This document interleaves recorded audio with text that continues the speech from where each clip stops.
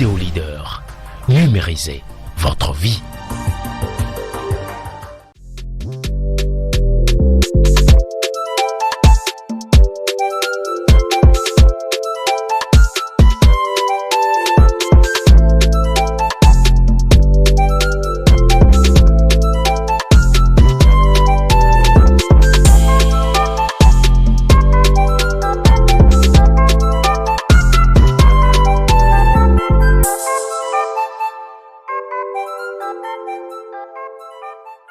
Bonjour mes chers semblables. Aujourd'hui, je vais vous dire une vérité profonde qui va changer votre vie. Oui, la vie ne se limite pas à la prière. Celui qui ne fait que prier, il est candidat à la mendicité, à la pauvreté. Et Dieu n'aime pas les mendiants, Dieu n'aime pas les pauvres, Dieu n'aime pas les indigents. Parce que ces derniers ne l'ont pas. Dieu, c'est lui qui a toutes les richesses de la vie. Tout lui appartient.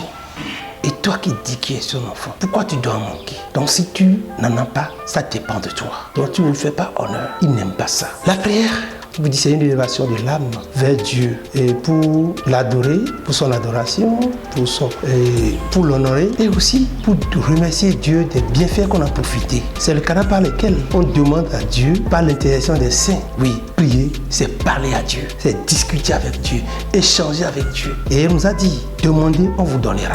Est-ce que, en nous disant de demander, on vous donnera, et cela signifie que je me lève, je prie, et j'attends pour avoir tout, il revient à chacun de répondre à cette question. Mais je prends l'exemple des pasteurs, des prêtres, qui sont des professionnels de la prière. Eux, ils travaillent, on les paie pour prier. Ils sont payés pour prier. Ce qui veut dire qu'ils ont le secret de la prière. Mais on doit se poser une question. Pourquoi? Pour réaliser des travaux dans la maison dite de Dieu, dans les églises. Pourquoi on fait cotiser les fidèles? Pourquoi on organise des kermesses? Pourquoi on organise des tombolas? Pourquoi on sollicite même les non-chrétiens à participer à la construction des choses de l'église? Vous savez pourquoi? Parce que Dieu se laisse rencontrer dans les actions. Dieu se laisse sentir. Dieu se laisse visiter. Dieu se laisse rencontrer dans les actions. Mes chers semblables, nous devons agir pour bénéficier des grâces de Dieu, de l'éternel. La prière seule ne suffit pas. Dieu vous aime, certes. Il aime chacun de nous. Mais il nous a dit que l'homme doit travailler à la sueur de son front. Que la femme, pour être mère, doit subir la douleur de l'enfantement. Et pourtant, toi chrétien, toi croyant, tu restes à la maison pour dire, tu pries, pour dire je prie, mais je ne trouve pas. Dieu ne fait que multiplier ce que chacun a. Si tu n'as rien, Dieu ne peut rien pour toi. Jésus pouvait donner à manger aux milliers de personnes seules. Mais il a demandé aux apôtres, qu'avez-vous? Ils ont donné 5 pains et 2 poissons. Il a multiplié ces pains.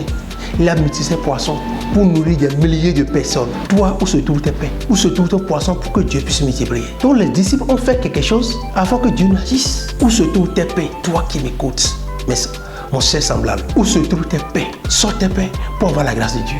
Au noces de Cana, au baptême, Jésus a transformé l'eau en vin. Il n'a pas dit vin vient et vin est venu. Il a fallu que les serviteurs remplissent la jarre d'eau. Ils ont puisé de l'eau et il a agi. Où se trouve ta jarre, toi mon semblable? Où se trouve ton eau? Tu as déjà puisé ton eau?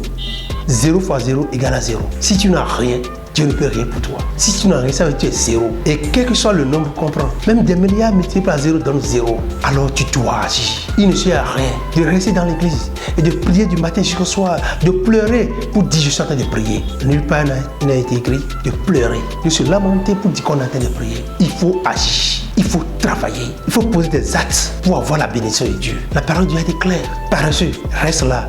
La misère viendra te frapper. Mon cher semblable, tu veux être frappé par la misère? Tu veux être frappé par la misère? Agis maintenant. Lève-toi. Il est temps pour toi d'agir. Qu'est-ce que tu veux? Tu veux de l'emploi? Dis-moi combien de radios tu écoutes?